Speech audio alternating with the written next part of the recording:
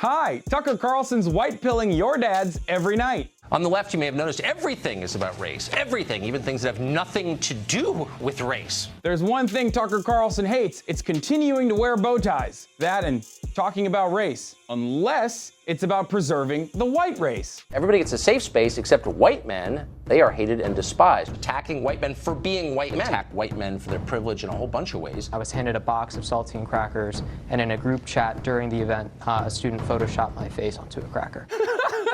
This is what Tucker Carlson's doing with Bill O'Reilly's coveted 8 p.m. slot on Fox News, which is currently the third most popular cable news show in the country. By the way, just to pause, I assume that's a slur against your ethnicity, correct? I've talked about this on my Twitch a lot, but only the most important subjects are covered on Tucker's show, like white genocide, which is in fact something that the left is advocating for, apparently.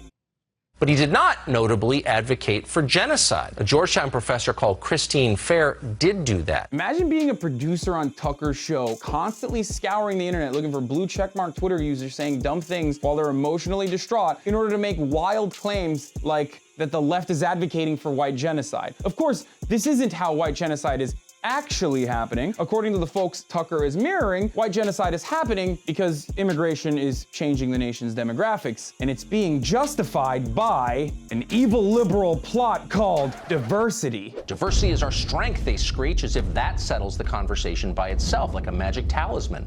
Diversity. We hear about it non-stop. It's the mainstream motto. Tucker's relentless attacks against diversity, multiculturalism, and immigrants as a whole are literally identical to white supremacists, white nationalists, and neo-Nazis. They're also reductive and oftentimes completely baseless comparisons. How precisely is diversity our strength? Since you've made this our new national motto, please be specific as you explain it. Well, for one, diverse executive boards generate better returns, among countless other studies that show the many benefits of diversity, but I'm sure the biases of racially anxious agitators are more important than empirical evidence. Can you think, for example, of other institutions, such as, I don't know, marriage or military units, in which the less people have in common, the more cohesive they are?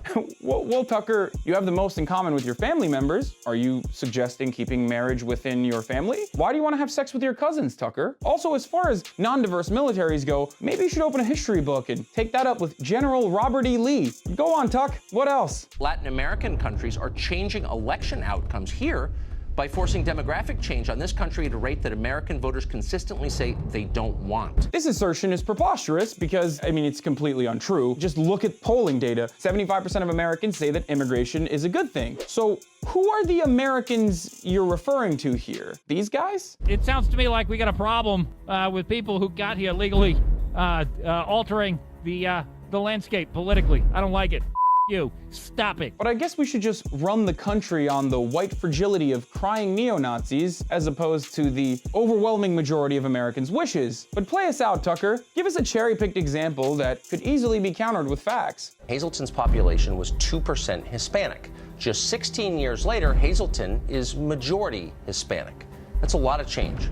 People who grew up in Hazleton return to find out they can't communicate with the people who now live there, and that's bewildering for people. Hazleton's a perfect example of immigrants saving a small coal mining town from absolute economic annihilation by opening up small businesses, and even the large immigrant-run corporations who have brought jobs over to the small town. This is, of course, despite the efforts made by the white population to fight off the immigrant scourge with unconstitutional regulations. And even the Nat Geo article that you're using here to advance your narrative mentions the reality that immigration has drastically improved Hazleton. But you won't hear that part because Tucker's not in the business of making America better. He's just trying to do white identity politics. And I'm sorry to tell you this, Tucker, but facts don't care about your feelings. I'm Hasan Piker. If you're mad that one of the biggest cable news shows is spreading white nationalist propaganda, please share this video with your friends and leave your thoughts in the comment section below. Also, join me live every day from 4 p.m. to 10 p.m. Pacific at twitch.tv/HasanAbi. And this has been The Breakdown. Want to see more videos like this? Well then, subscribe to the TYT channel below.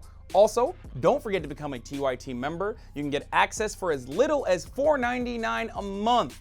Also, download the TYT Plus app on your phone or head over to tyt.com/join today.